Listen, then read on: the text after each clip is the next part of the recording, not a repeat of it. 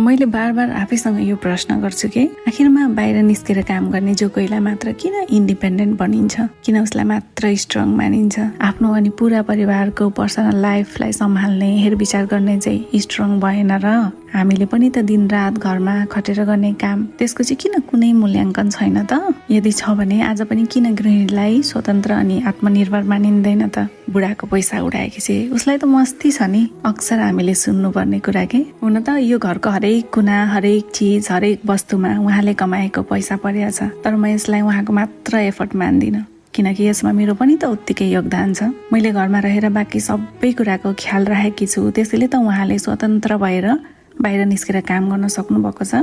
बिहान सबैभन्दा चाँडो उठेर भगवानलाई धन्यवाद गर्छु। कसलाई के मनपर्छ, कसलाई के चाहिन्छ, आज को आउँछ, कहाँ जानु छ, आफ्ना आफन्त, निम्तो, चुलो, मैले सकेसम्म हरेक चिज घरमै बनाएर खुवाउँछु। सबैको स्वास्थ्यको ध्यान राखेर पकाउँछु, त्यसैले उहाँ हेल्दी हुनुहुन्छ, एक्टिभ हुनुहुन्छ। यो मेरो कमाइ हो।